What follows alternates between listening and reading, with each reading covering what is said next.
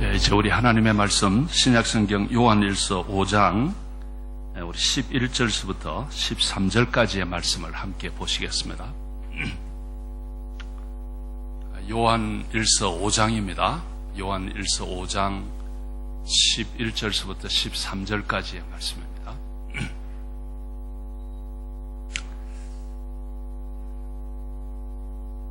석절인데요. 우리 다 같이 한 음성으로 조금 큰 소리를 읽읍시다. 귀하게 읽는 것 우리 다 같이요. 시작. 또 증거는 이것이니 하나님이 우리에게 영생을 주신 것과 이 생명이 그의 아들 안에 있는 그것이니라. 아들이 있는 자에게는 생명이 있고 하나님의 아들이 없는 자에게는 생명이 없느니라. 내가 하나님의 아들의 이름을 믿는 너희에게 이것을 쓰는 것은 너희로 하여금 너희에게 영생이 있음을 알게 하려 함이라. 아멘. 할렐루야. 자, 이 시간 우리 찬양대에서 찬양으로 하나님 앞에 영광 돌리겠습니다.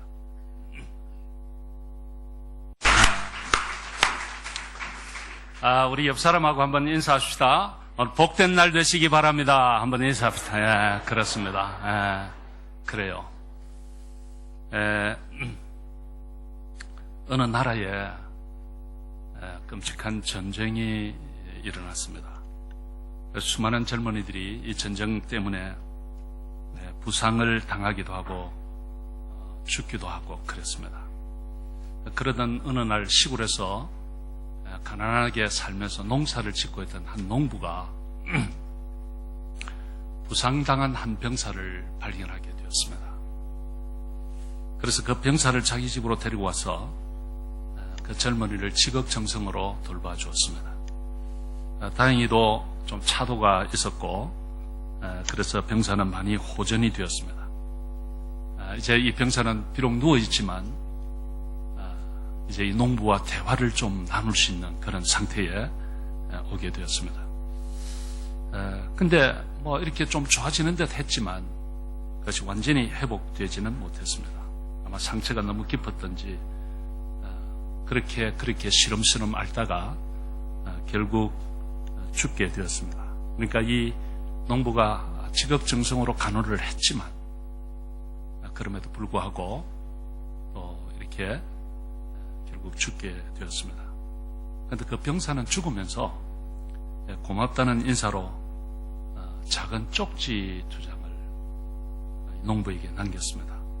농부는 그것을 아주 소중하게 간직을 하고 벽에 붙여놓고 그렇게 지냈습니다. 근데 사실 이 농부가 그 글을 배우지를 못했어요. 그래서 그 젊은이가 자기에게 준 쪽지가 그 내용이 무엇인지 알지 못한 채 그냥 벽에만 붙여놓고 그렇게 지냈습니다. 그렇게 한 1, 2년이 지난 후에 누군가가 그 집에 방문을 하게 되었습니다. 그리고는 이 벽에 붙여져 있는 그 쪽지를 보고 깜짝 놀랍니다. 그러면서 왜 이런 것을 여기다가 붙여놓고 그냥 이렇게 살고 있느냐. 그래서 농부는 이렇게 말했습니다. 어떤 부상당한 병사가 있었는데 내가 잘 돌봐주었더니 고맙다는 인사로 이 쪽지를 줬고 그렇게 그는 결국 죽었다고. 그런데 이 쪽지를 내가 버리기가 그래서 그냥 벽에 붙여놓고 있다고 그렇게 말을 했습니다. 그런데 그것은 다름 아닌 그 아들이 아주 엄청난 갑부의 아들이었고 또 건네준 쪽지 2개는 하나는 백지 수표에 사인만 해놓고 이렇게 죽었습니다. 그리고 또 다른 한 쪽지에는 이런 글이 적혀 있었습니다. 나를 정성껏 돌봐준 아저씨 정말 감사합니다. 이 체크를 원하는 만큼 돈으로 바꾸어 무엇이든지 필요한 대로 쓰세요. 이런 글이 거기에 적혀 있는 것입니다. 하지만 이 농부는 글을 몰랐기 때문에 그 쪽지에 무슨 글이 적혀 있는지도 모르고 그것이 무엇인지도 모른 채 그냥 살았습니다. 안타까운 일이죠. 엄청난 선물을 받았지만 모르니까 그냥 그것을 그냥 그대로 사장시키고 그냥 산 것이죠. 사랑하는 성도 여러분, 우리가 신앙생활을 하면서 영적인 세계에 대해서 우리가 잘 알 수가 없습니다. 오늘 저는 설교 제목을 알고 믿어라 이렇게 정했습니다만 사실 우리가 하나님에 대해서 잘 모릅니다. 하나님의 하시는 일도 우리는 잘 알지 못합니다. 그리고 이 영적인 세계에 대해서 그렇게 깊이 있게 잘 알지 못합니다. 이걸 다 알고 믿는다면 우리 믿을 수가 없는 것이죠. 그러나 여러분, 그럼에도 불구하고 우리가 꼭 알아야 할 것이 있습니다. 알고 믿어야 할 부분이 있습니다. 하나님은 우리로 하여금 그것을 알도록 해주셨습니다. 그것은 우리가 알고 믿어야 하는 것이죠. 자, 오늘 우리 학생들도 저하고 눈을 마주치세요. 오늘은 정말 중요한 이야기를 제가 합니다. 우리 모든 성도들 이 시간은 저에게 집중해 주시길 바랍니다. 제가 작년 연말에 내년에 1년 동안 제가 어떤 말씀을 우리 교인들에게 전할까 기도하면서 준비를 했습니다.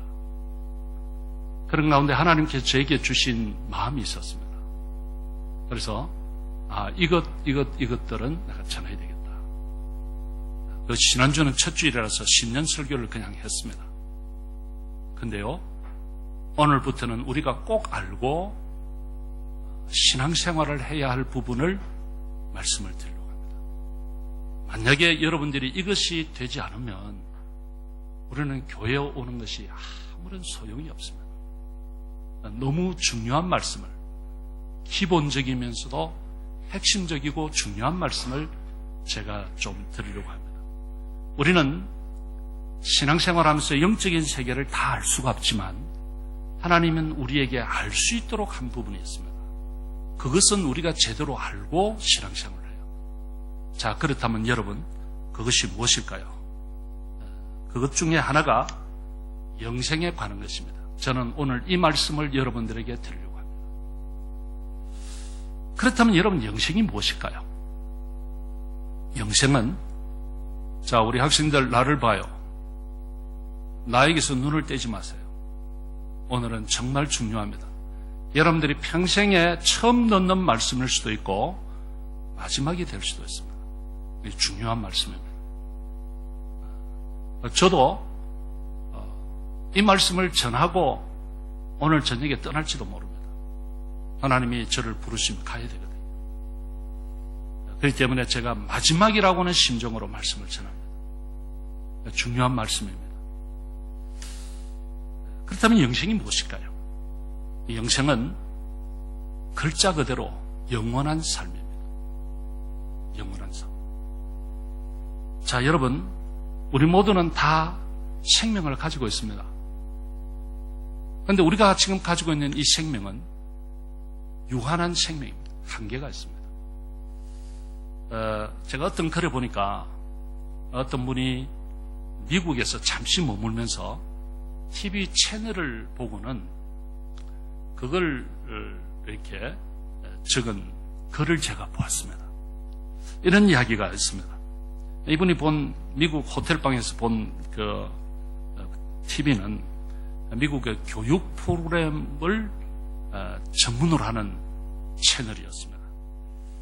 근데 거기에 이런 내용이 나오더라는 것이죠. 어떤 여자분이 성형수술을 하는데 그 성형수술을 하는 그 과정을 처음부터 끝까지 아주 생생하게 보여주는 그런 장면이었다고 합니다. 그런데 이분이 보기에 그 화면에 나온 이 성형수술을 받기 위해서 오신 이 여자분이 아마 50대 후반에서 한 60대 초반으로 보이는 아주머니였다고 합니다. 그런데 이제 이분이 수술실에 들어가고 마취를 했습니다. 그리고는 이 양쪽에 귀에서부터 턱 밑에까지 칼로 이렇게 찢었습니다. 그리고는 그 끝풀을 이렇게 들어 올리니까 그 안에 비계 덩어리가 이렇게 있습니다. 그것을 이렇게 다 끌어냈습니다. 그것을 다 끌어내고 나니까 이 끄죽 피부가 좀 남는 것이죠. 그래서 그것을 이렇게 다시 덮고 의사는 자를 쥐어가지고 그것을 사인펜으로 이렇게 잘라야 할 부분을 이렇게 다 정하고, 그리고는 가위로 마치 흥겁을 자르듯이 그걸 다 잘랐다고. 그리고는 그것을 다시 기워서 꿰맸습니다. 수술을 했습니다.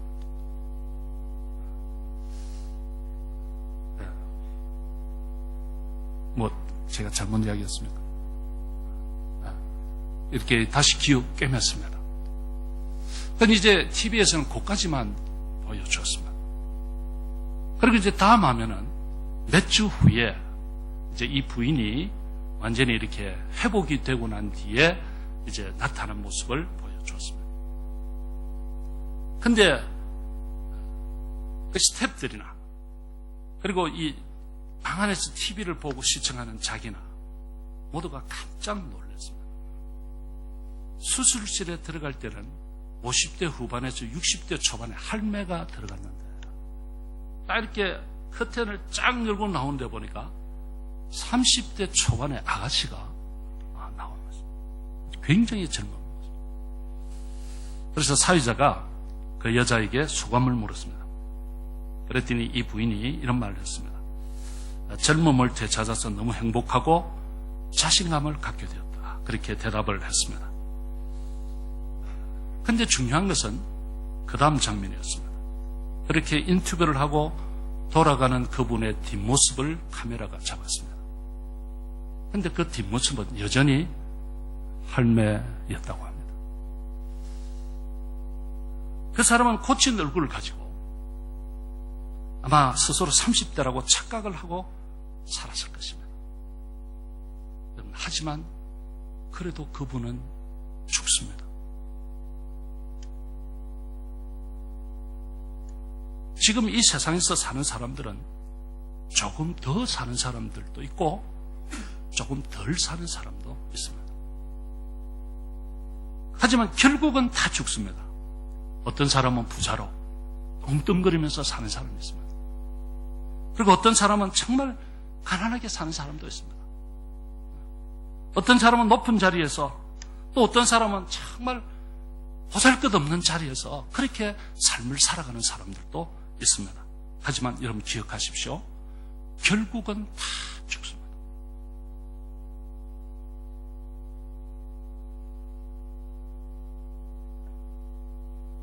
우리가 이 세상을 살다가 죽습니다. 근데 여러분, 문제는 이 세상이 전부가 아닙니다. 이 세상이 끝이 아닙니다. 모든 것이 끝난다. 그렇지 않습니다. 우리가 이 세상에서 눈을 감으면 다음 세계에서, 다른 세계에서 눈을 뜹니다. 저는 이것을 이렇게 생각해요. 우리가 서울에서 비행기를 타고 요하네스버그로 올 때 대체적으로 비행기를 저녁에 탑니다. 저녁에 비행기를 타고 요하네스버그에 올 때 밤으로 옵니다. 그런데 비행기 안에서 우리는 잡니다. 그리고 아침에 눈을 뜹니다. 그러면 다른 세계에 우리는 와 있습니다. 저녁에 비행기를 타고 눈을 감았는데 아침에 눈을 떠보니 전혀 다른 세계에 와 있습니다. 겨울에, 한겨울에 비행기를 탔는데 여기 와서 눈을 떠보니까 한여름입니다. 사람도 다르고 쓰는 말도 다릅니다. 환경도 다릅니다. 완전히 다른 세계에 와 있게 됩니다. 그런데 여러분, 영생이 뭘까요? 이렇게 다른 세계에서 눈을 떴을 때 주님과 영원히 그곳에서 천국을 사는 것이 영생입니다. 내가 이 땅 위에서 눈을 감았는데 딱 감았다가 떠서 보니까 새로운 세계에 와 있습니다. 그런데 그곳에서 주님과 함께 영원히 천국을 사는 것이 영생인 거예요. 그런데 거기에서 우리 주님으로부터 리젝트를 당하고 당신은 아니야 하고 리젝트를 당하면 영원한 죽음입니다.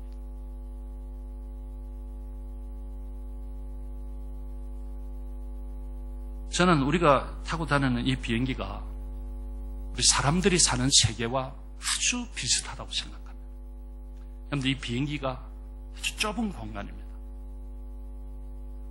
근데 거기에요, 어떤 사람은 퍼스트 클래스에서 발을 쭉 뻗고 최상의 서비스를 받으면서 들어누워서 자고 아주 음식도 최고급을 먹고 최고급의 서비스를 받으면서 그렇게 가는 사람도 있고, 어떤 사람은 이코노미 3등석에서 다리도 제대로 펴지 못하고 새우잠을 자면서 겨우 그렇게 가는 사람도 있습니다. 여러분들, 이 비즈니스 클래스만 해도 꽤 폼이 나지 않습니까? 저도 한번 타봤거든요. 네, 아주 좋아요. 네. 그럼 뭐 우리가 이제 내릴 때도 보면 이렇게 대체적으로 우리가 뭐 이코노미 타고 다니면서 이렇게 가다 보면 꼭 비즈니스 클래스를 통과해서 내리도록 비행기 설계가 그렇게 되어져 있습니다. 그래서 가다 보면 거기에서 이렇게 지내왔던 사람들 보면서, 야, 당신들 참 편하게 왔겠구먼, 이런 생각이 들지 않습니까? 꽤 폼이 나요. 근데 여러분, 내릴 때도 이 3등석은 아예 못 나오게 탁 막아놓습니다. 딱 막아놓고 1등 칸부터 먼저 착 내려요. 그 다음에 비즈니스 내립니다. 그들 다 내리고 나면 커튼을 성 열면 그제서야 이코노미 탄 사람들은 내리지 않습니까? 다 같은 비행기를 탔고 하룻밤 지내는 그곳이지만 사람들마다 클래스가 다릅니다. 우리가 세상에 사는 것이 그렇습니다. 어떤 사람은 재벌로서 왕처럼 서비스를 받으면서 그렇게 사는 사람이 있는가 하면, 어떤 사람은 정말 옥탑방에서 정말 어렵게 겨우겨우 끼니를 걱정하며 사는 사람도 있는 것이죠. 사람마다 클래스가 다릅니다, 여러분. 그러나 여러분들 기억하세요. 그렇게 1등석을 타고 서비스를 최상으로 받고 내리는 그 사람이나 3등석을 타고 맨 뒤에 꼴등 가방 하나 끌고 이렇게 내리는 사람이나 입국 심사대 앞에 서면 당신 뭘 타고 왔느냐, 어떤 클래스 타고 왔냐 묻지 않습니다. 그곳에서 핵심은 뭐냐면 비자가 있느냐. 뭐 지금 우리는 이 나라하고 비자 면제 협정이 되어 있어서 참 편합니다만 웬만한 나라들 비자 없이는 못 갑니다. 비자가 없으면 아무리 1등 칸을 타고 왔어도 입국이 안 됩니다. 거절당합니다.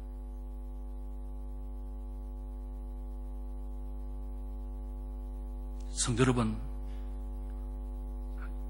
우리가 주님 앞에 갔을 때 이곳에서의 눈을 감고 다른 세계에서 눈을 떴더니 완전히 다른 세계가 열리는데, 그곳에서 주님이 우리를 웰컴, 아이고 오라고, 어서 오라고 이렇게 웰컴을 받을 것인지, 당신은 아니야, 당신 다른 데 가봐 하고 거절할 것인지. 자, 그렇다면 여러분, 제가 이 시간 여러분들께 묻습니다. 여러분들은 그 나라에 들어갈 자신이 있습니까? 오늘 밤에 내가 눈을 감아도 그 세계에 들어갈 수 있을까요? 주님이 서서 웰컴 하면서 들어오라고 자신이 있었어요. 이렇게 물으면, 목사님, 그걸 누가 알겠어요? 죽어 봐야 알지요. 이렇게 말하는 분들도 있을 것입니다. 여러분, 영국의 빅토리아 여왕이, 우리 찬양대 저를 보십시오. 우리 빅토리아 여왕이 자기는 예수를 믿는데요, 이 부분에 대해서 너무 궁금한 거예요. 나는 영생을 얻었을까? 나는 천국에 갈 수 있을까? 나는 구원받았을까? 다 같은 말이거든요. 이게 너무 궁금하고 그래서 답답했어요. 그래서 어느 날 어떤 목사님께 물었습니다. 목사님, 저는 예수를 믿는 것은 틀림없는데 내가 구원받은 것을 어떻게, 내가 영생 얻은 것을 어떻게 알 수 있을까요? 그랬더니 이 목사님이 이런 말을 했습니다. 죄송하지만 그것은 아무도 알 수가 없습니다. 죽어봐야 합니다. 이런 말을 들었습니다. 이 여왕은 낙심이 돼서 어떻게 하면 알 수 있을까 하고 고민이 되는데, 근데 어떤 다른 목사님이 이 소식을 듣고는 그 여왕께 편지를 쓴 거예요. 여왕이시여, 우리가 구원받은 것을 확실히 알 수 있습니다. 그렇게 하고는 오늘 본문 요한 1서 5장 11절 12절을 적어서 보냈습니다. 사랑하는 성도 여러분, 기억하십시오. 영생은 죽은 후에나 아는 것이 아닙니다.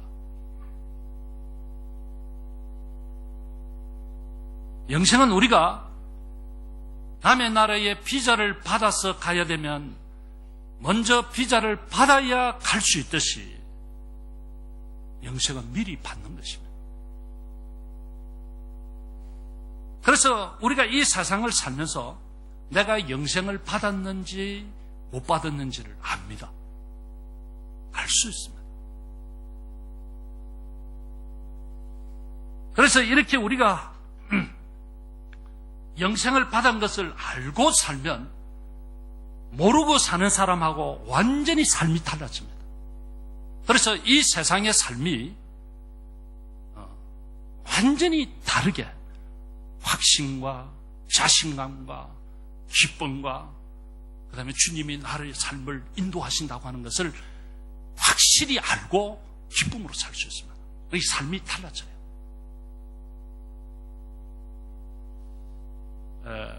언젠가 제가 호주에 말씀을 전하러 가게 되었습니다.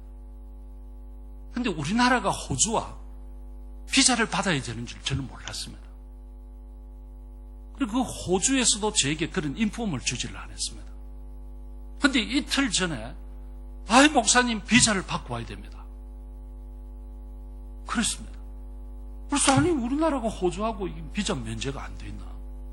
그래서 이제 이 호주 여기 대사관에 갔습니다. 가서 비자 신청을 했습니다. 그런데 우여곡절 끝에 저는 나왔습니다. 집사람이 안 나왔습니다. 왜 그러냐고 봤더니 김춘혜라는 사람이 호주에서 블랙리스트에 올라와 있습니다. 그래서 내가 물었습니다. 당신 언제 호주에 가서 사고를 치고 왔냐?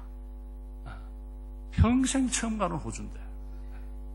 그래서 그걸 또 뭐 이게 시차도 있고 이 본국에 알아봐야 돼. 시차도 있고 복잡합니다. 공항에 갔어요. 그래서 그 다음날 공항에 갔는데 거기서도 뭐 굉장히 복잡했습니다. 그래서 뭐 우여곡절 끝에 비자를 받아서 갔습니다. 자, 여러분, 이렇게 비자를 받고 가면 확실합니다. 들어갈 수 있다. 근데 호주에 가서 해결하십시오. 이렇게 하면 가는 내내 불안하고 기쁨이 없습니다. 여러분들, 내가 이곳에서 하늘나라에 들어가는 비자, 이 영생을 받은 사람은 삶이 다릅니다. 완전히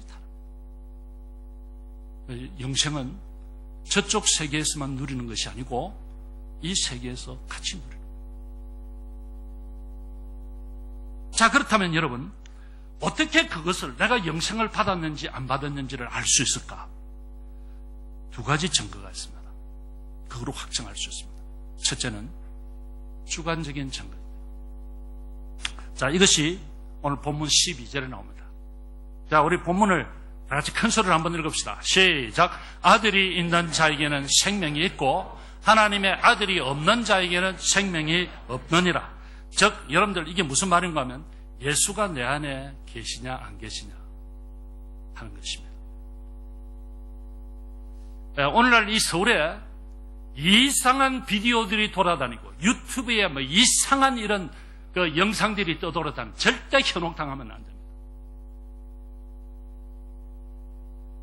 가짜들이 많습니다. 뭐 옥하는 목사님이 천국에 못 갔고 지옥 갔네. 뭐 누가 그걸 봤나요?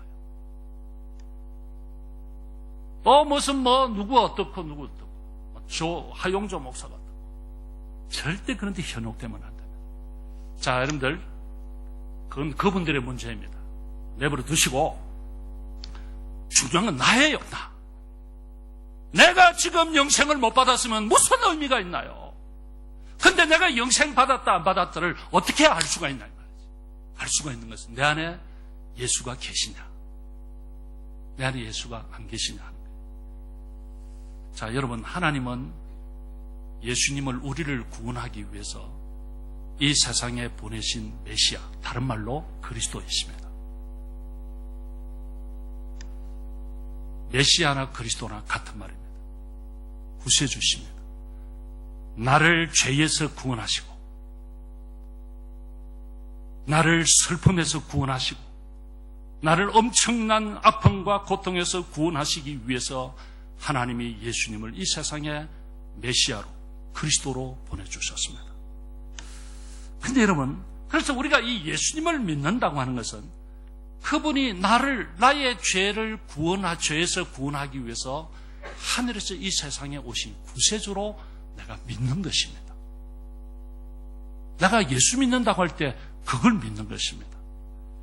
그래서 이렇게 우리가 예수를 믿으면 내가 영생을 소유한 구원받은 백성이 된다는 것입니다. 이건 절대 어려운 것이 아닙니다. 엄청나게 돈을 싸다가 갖다 바치고 그래야 되는 것이 아닙니다, 여러분. 그분이 하늘의 영광을 버리시고 나를 죄에서 구원하고 그분이 십자가에서 죽으셔서 피 흘리고 살찢고 해서 나의 죄를 씻으시고 나를 죄에서 구원하시기 위해서 이 세상에 오신 분이다. 나의 구세주다. 그것을 믿으면 영생을 소유한다니까요. 구원받는 자가 되는 거예요. 근데 여러분, 이제 이것이 문제예요. 그러면 과연 내가 예수를 그리스도로 믿고 있는 것을 어떻게 확인할 수 있겠는가? 믿는다는 말은 쓰잖아요. 그럼 내가 예수를 믿는다는 것을 어떻게 확인할 수 있을까? 그것은 이것입니다. 자, 중요한 이야기를 합니다. 어느 날 내 인생에, 나의 삶의 장애 혹은 내 마음에 그 예수님을 인격적으로 영접한 경험이 있는가 하는 것입니다. 정말 조용하게 그 주님을 묵상을 하면서 그 주님의 십자가를 묵상하면서 말씀을 대하는 가운데 주님이 나의 구원자십니다. 내가 예수님을 내 마음에 인격적으로 모셔드립니다. 아니, 인격적인 영접한 경험이 있는가 하는 거예요. 이게 중요한 거예요. 이것을 점검해 보면 되는 거예요. 내가 예수님을 인격적으로 영접한 경험이 있으면 맞습니다. 그래서 오늘 이 본문에는 아들 12절에 누구입니까? 예수님이죠. 예수님이 있는 자에게는 생명이 있고 영생이 있고, 내 속에 아들이 없는 자에게, 예수가 없으면 나에게 영생이 없어요. 그렇다면 여러분, 왜 예수를 영접해야만 할까요? 왜 예수를 영접해야 할까요? 그것은 예수 안에, 예수 안에만 영생이 있기 때문입니다. 자, 이것을 11절에서 이렇게 말씀을 하고 있어요. 자, 우리 11절 다 같이 보세요. 큰 소리로 시작. 또 증거는 이것이니 하나님이 우리에게 영생을 주신 것과 이 생명이 그의 아들 안에 있는 그것이니. 자, 보세요. 그대로 띄워놓으세요. 하나님은 저와 여러분들에게 영생을 주시기를 원하십니다. 아멘. 근데 이 영생을 하나님이 어디다가 두셨는가 하면 예수 안에다가 두셨어요. 이 영생이 막도도로 닿는 것이 아니에요. 그래서 내가 영생을 잡으려고 여기도 가보고 저기도 가보고 그런 것이 아닙니다. 이 영생은 예수 안에 하나님이 두셨어요. 그래서 12절에서는 아들이 있는 자에게, 예수가 있는 자에게는 영생이 있고 예수가 없는 자에게는 아들이 없다는 영생이 없다는 것이죠. 그러니까 자, 여러분들 보세요. 제가 이게 우리 제자 훈련하면서 제가 많이 하는 건데요. 자, 이 성경과 볼펜이 있습니다. 잘 보세요. 이게 너무 중요한 시간이에요. 자, 이 볼펜이 영생입니다. 시청각입니다. 영생입니다. 이 성경이 예수님입니다. 자, 오늘 요한복음 요한 1서 5장 11절에 의하면 이 영생은 어디 있다 그랬습니까? 예수 안에 있다 그랬습니다. 그의 아들 안에. 자, 보세요.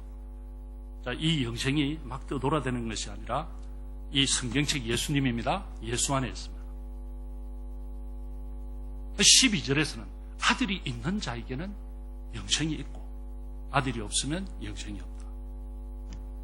자, 내가 예수님을 영접했습니다. 모셔드렸습니다. 어느 날 내가 예수님을 모셨습니다. 예수님이 나의 주인이십니다. 예수님은 나의 구원자 되십니다. 하고 예수님을 내 마음에 영접을 했습니다.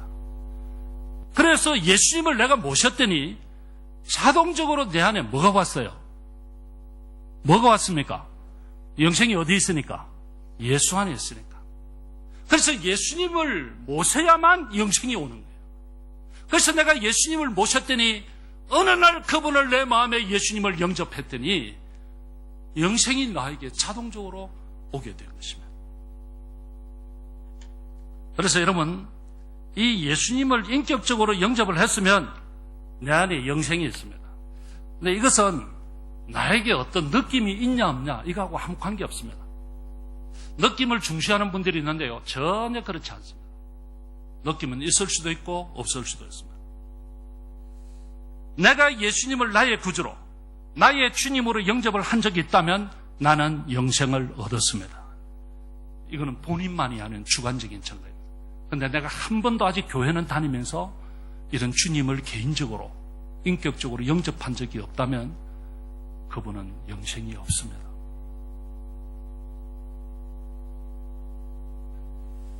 오늘날 교회 안에 예수님을 영접하지 못한 채 다른 목적으로 다니는 사람들이 꽤 많이 있습니다. 제가 최근에 통계를 찾아봤는데요, 이게 2013년에 나온 통계예요. 이 한국 기독교 목회자 협의회와 여론조사 전문기관인 글로벌 리서치가 공동으로 조사한 것인데요, 거기에 의하면 자신을 교인이라고 밝힌 그런 사람들 중에 예수 믿는 이유를 이렇습니다.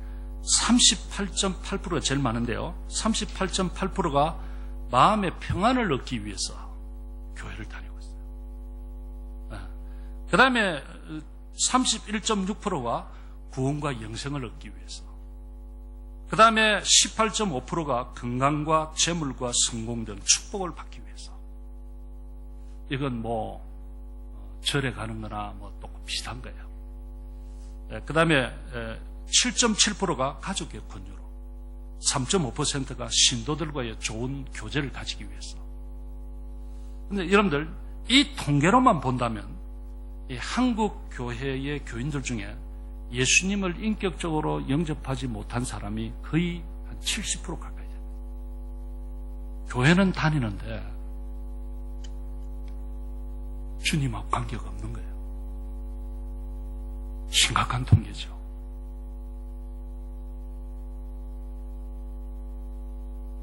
그래서 여러분들, 무엇보다 중요한 것이 예수님을 개인적으로 그리고 인격적으로 영접하는 것이 중요해요. 그래서 우리 주님은 종종 우리의 마음을 두드리십니다.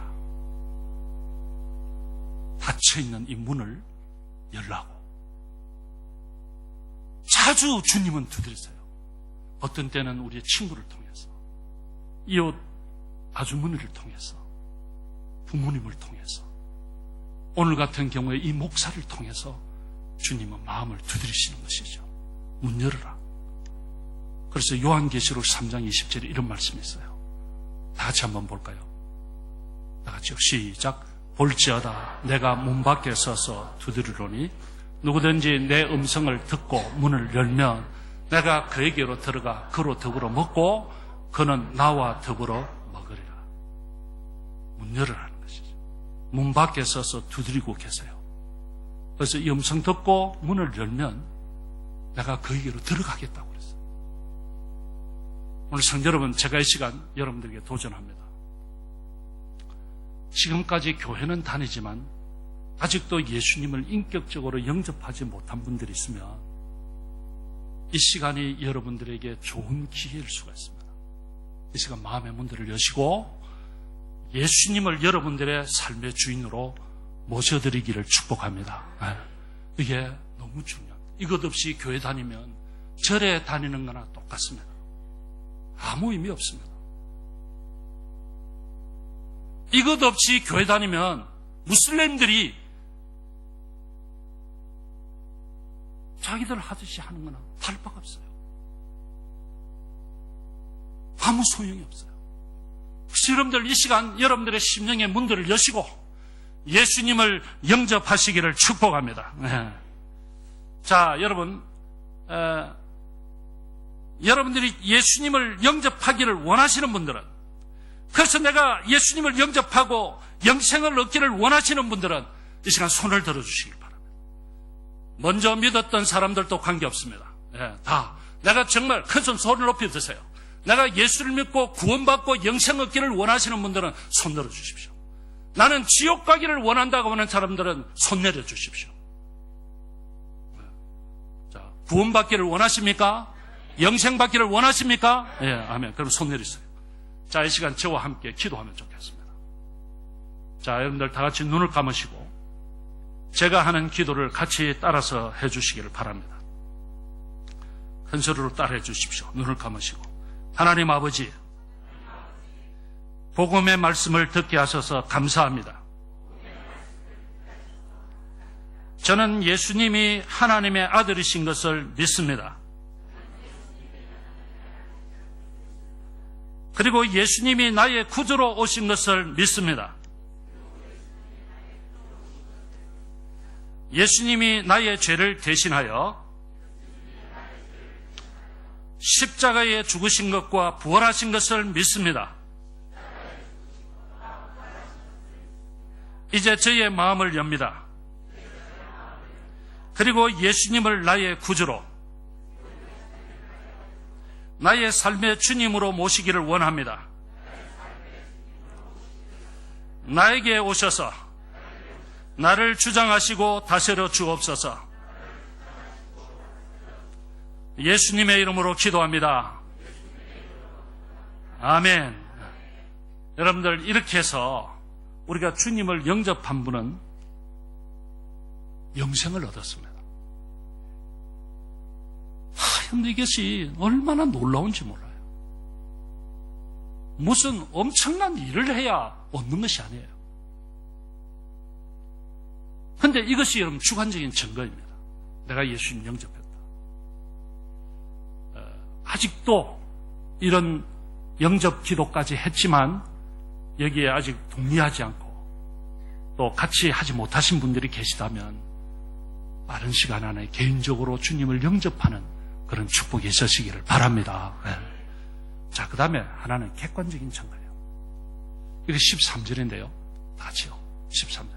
시작. 내가 하나님의 아들의 이름을 믿는 너희에게 이것을 쓰는 것은 너희로 하여금 너희에게 영생이 있음을 알게 하랴.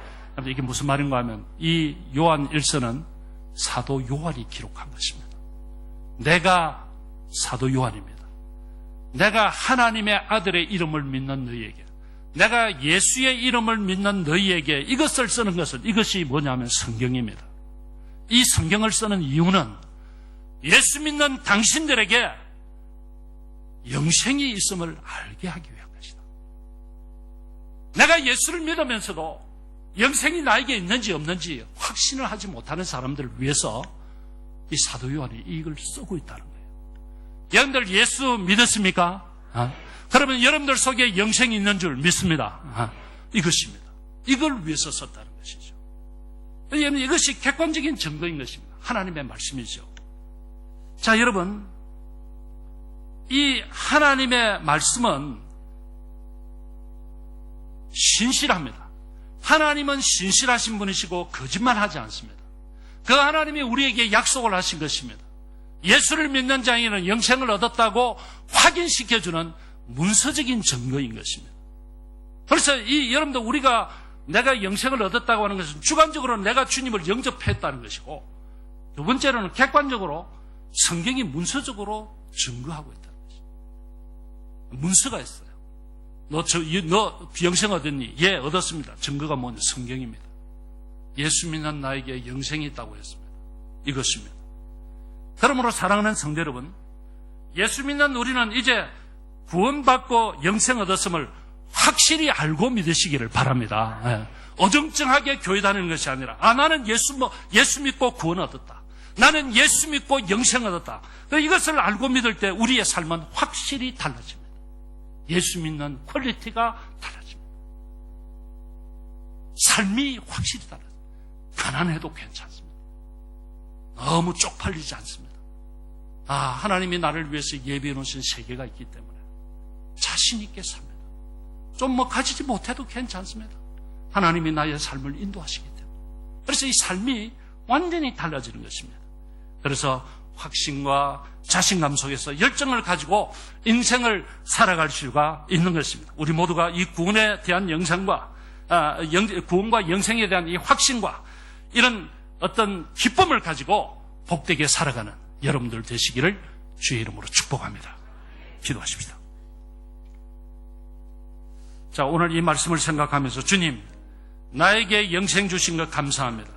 내가 부족하지만은 내가 예수님을 믿게 되어졌고 예수님을 내 마음에 영접하게 된 것 정말 감사합니다. 이제 내 속에 영생이 있다면 정말 이제는 기쁨과 감사를 가지고 찬송하며 살 수 있기를 원합니다. 하나님 도우시고 축복하여 주옵소서. 다 같이 한번 하나님 앞에 기도하면서 나가시겠습니다. 거룩하신 하나님 감사합니다. 오늘 저희들에게 귀한 말씀 주셔서 정말 감사합니다. 하나님, 예수 믿고 사는 나에게 영생이 있음을 내가 주관적으로도 확신을 하고 객관적으로도 증명을 하는 이 귀한 말씀을 저희들에게 주셔서 감사합니다.